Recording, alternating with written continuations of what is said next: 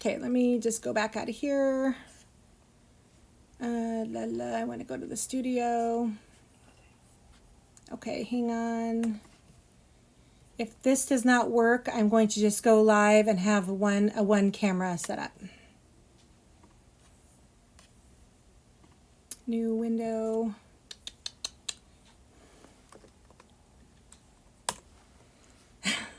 Thank you for being patient, everybody. I appreciate it. You're live. You're on your slide. I'm where? I'm on YouTube or Facebook? No, his name up. You killed it. Just give it a second. Okay, what? I'm live where? Where? Where? YouTube. No, not Facebook is what isn't happening. Facebook.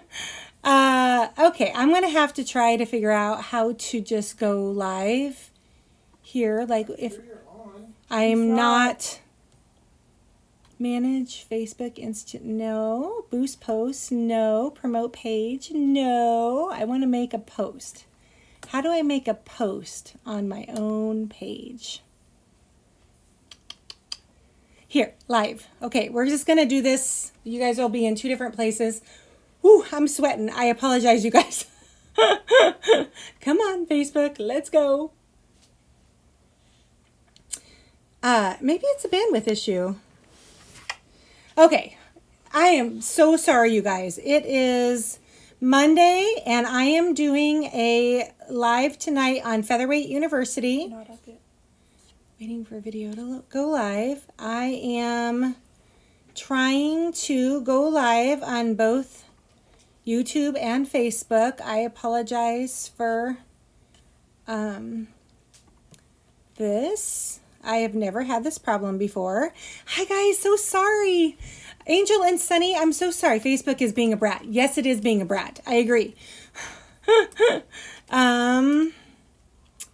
New live tab on pages. How do I just go? Go. Oh, title required. Okay, I'm so sorry, guys. Cleaning your featherweight. Join me.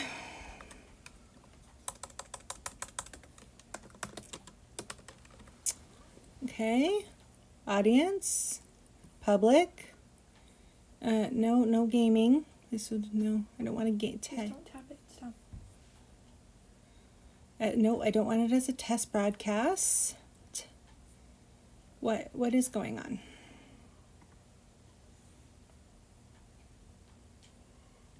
Okay. Okay. Yes, fine. And waiting for live. Well, I don't know what else to do. Facebook is not gonna work tonight. Okay, so let's just get this done over here. Guys, I'm so sorry. Thanks for jumping over. I don't know why Facebook couldn't find you on Facebook. Thank you, Becky, for coming over to YouTube. I don't know what's going on with Facebook. We're just gonna do this. All right. I am Darlene with Featherweight Doctor. Thank you so much for joining me tonight. This live is called Featherweight University, Cleaning Your Featherweight. Because there is so many requests during the holidays. What do you need? So I can make a post about it. Because there were so many requests during the holidays, because obviously there was a lot of new people. Ray's here too. She had to be plugged into power, which is on my right. Say hi to Ray. Hello. So tonight we're going to talk about the do's and the don'ts and the chemicals to use and not use. Let me just say hi to some friends and then we'll get rolling. Thanks, Sunny. She says I'm worth the wait. Thank you. I usually watch on Facebook, but decided I would try here. Glad you found you wondering what I was doing wrong. See, I don't know what's going on with Facebook. It wouldn't let me start just a direct live stream, and it wouldn't, Restream isn't broadcasting to it. So I don't know. Hi, Beth. So sorry. See, aren't you glad I'm in two different places at the same time? You could still find me. All right.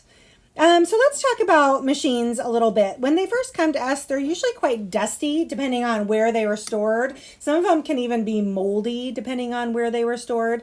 Obviously not in Arizona. There's not a lot of humidity in Arizona, but a lot of machines around here that I find have a lot of mold and grime on them. So what I like to talk about with people in my classes is chemical cleaners, what chemicals to use, what chemicals not to use. There are actually only a few to use and very few not to use, or much more not to use, I should say. So I want to first give myself a little plug here. We are students of Mr. McCullum. He wrote this awesome book called The Featherweight and I that we carry on our website. And everything that I'm about to talk to you about is in this book. So I realize that there's a lot of things that you could, hi Kathleen Rogers, there's a lot of people that you could listen to for advice and everybody's going to have their own opinion. This is just my opinion and I'm just echoing what Mr. McCullum writes about in his book. Did you find anything good? Oh, so I did. Angel from Houston wants to know if I found anything good while I was antiquing this weekend. I did. I found a nice little anniversary present for me that I will wear on a finger when I get it back from being resized. I have a big 25th wedding anniversary next month. And since we weren't going anywhere, no trips, no parties, no nothing, I decided to get myself a nice present. Actually, my husband got it for me. So that is what I was mainly looking for. I wanted an estate, like an old piece of jewelry. I like old things. I know that's a big shocker. The Featherweight doctor likes old things.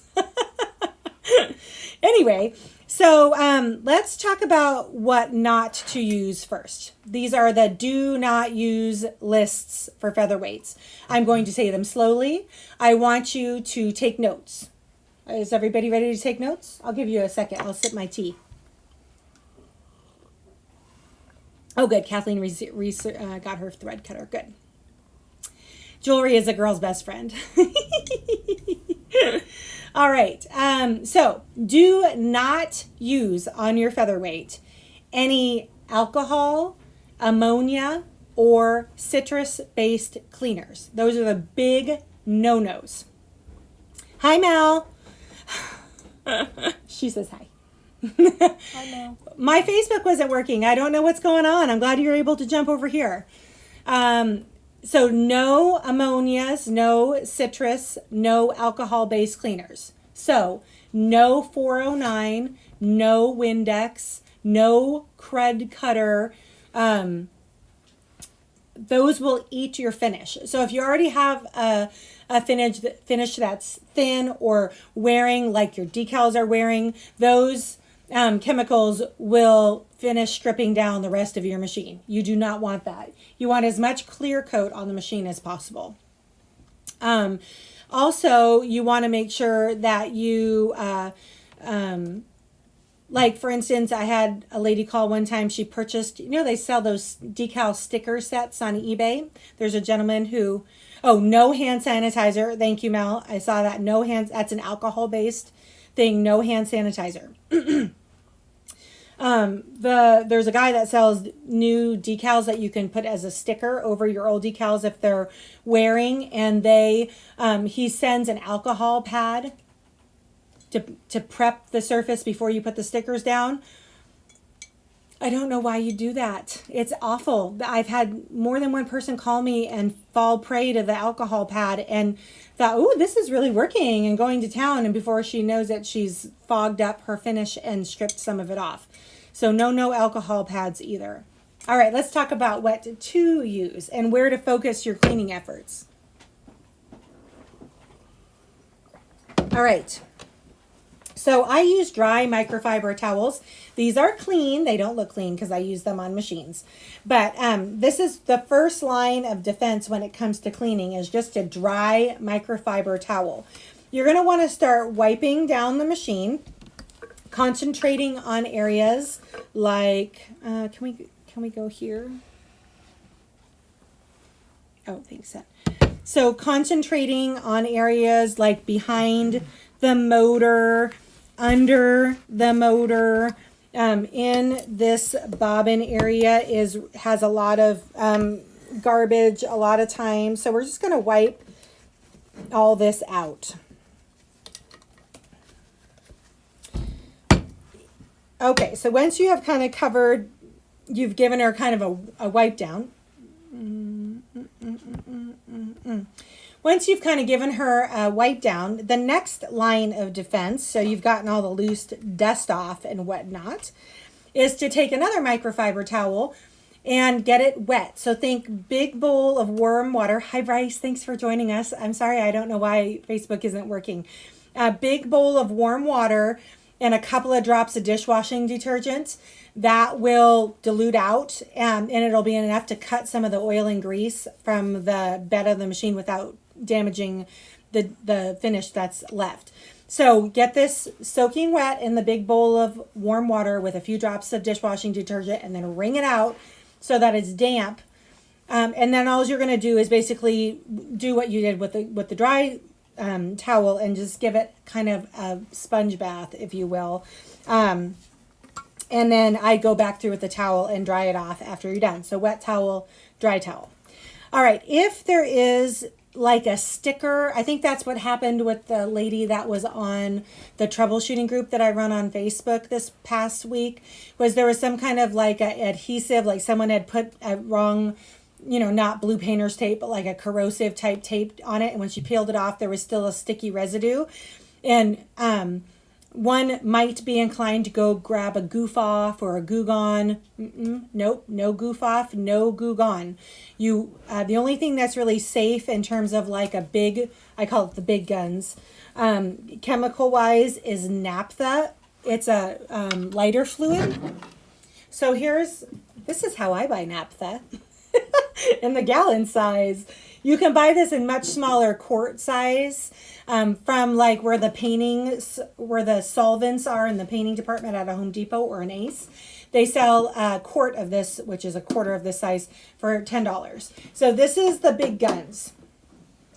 It's basically lighter fluid. You can use a Zippo lighter refill container and that also does the same thing. What you do with that is you saturate a part of your rag with the naphtha and you have a dry rag and you kind of hit it with the naphtha and then wipe it off and then hit it with the naphtha and then wipe it off. It's a bit of a process because it takes a while for it to break it up and to loosen whatever grime or oil or grease that is the economy size lighter fluid. Right, exactly. Bryce, when you use as much naphtha as I do, you buy it by the gallon. So that is the safe and the not safe cleaning chemicals. I've heard some arguments about not using soap and water on the machines. Honestly, I've never had a problem with it. I think that's outside of just a dry microfiber towel. That's the least invasive thing that you can do. Yay, Fran, you found us. I don't know what the deal was with Facebook. Did we ever get on?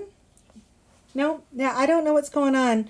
The service that we use to broadcast to both is only sending to YouTube for some reason, and I tried to go live on Facebook to just do like 2 separate cameras, and it wouldn't work either.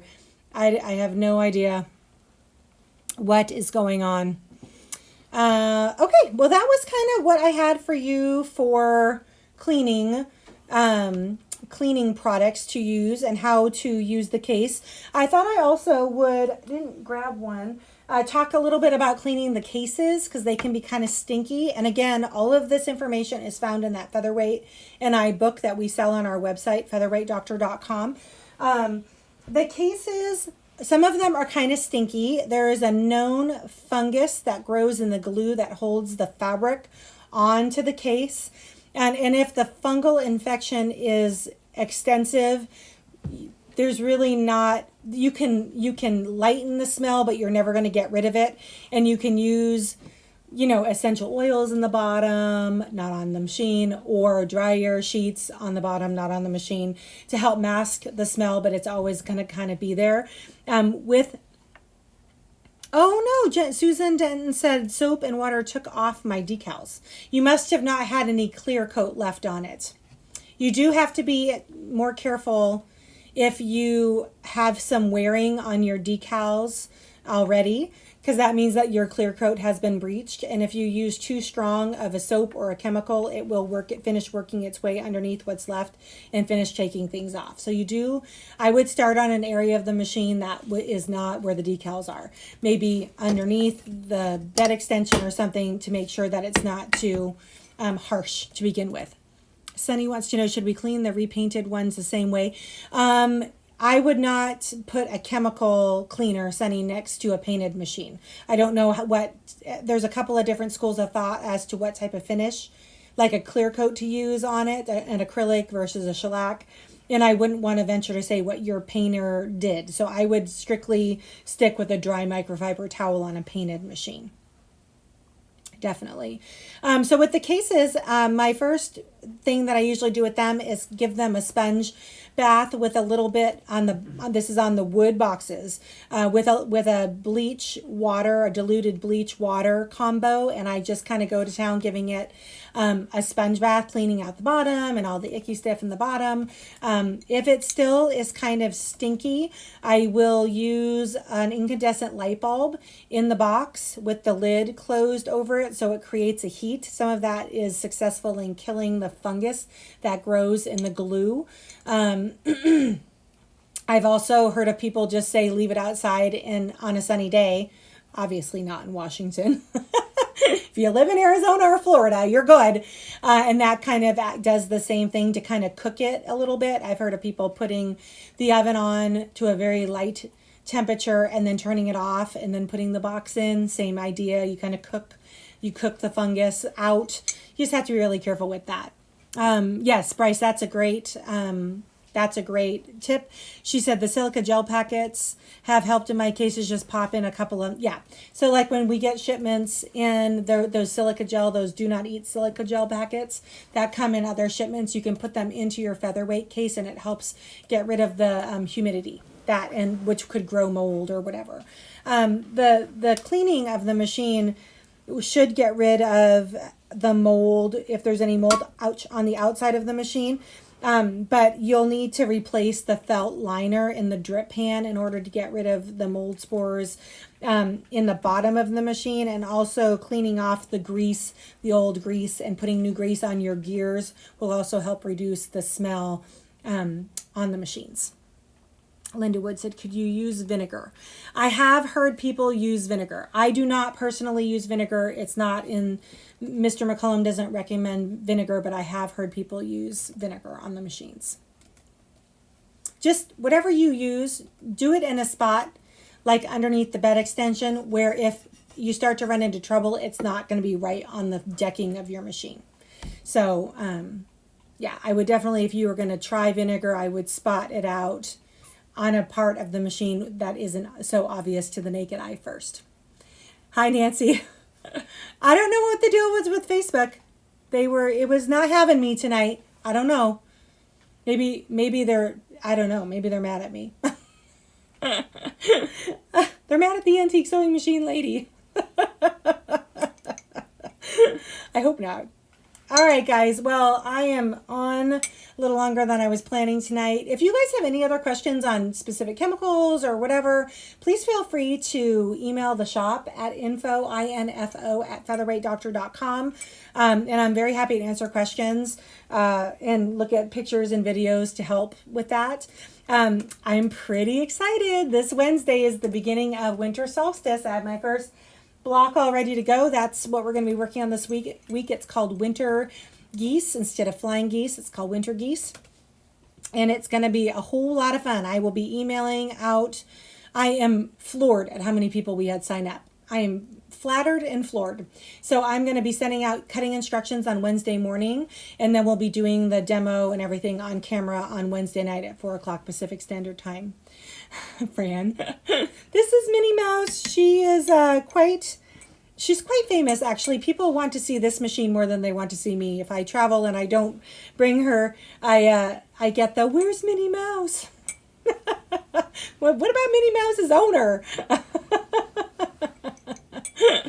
All right, you guys. Thank you so much for joining me. I hope everybody has a great night. I'll see you on Wednesday, 4 o'clock Pacific Standard Time, hopefully on Facebook and YouTube at the same time for our beginning winter solstice Quilt As You Go project. I look forward to seeing everybody.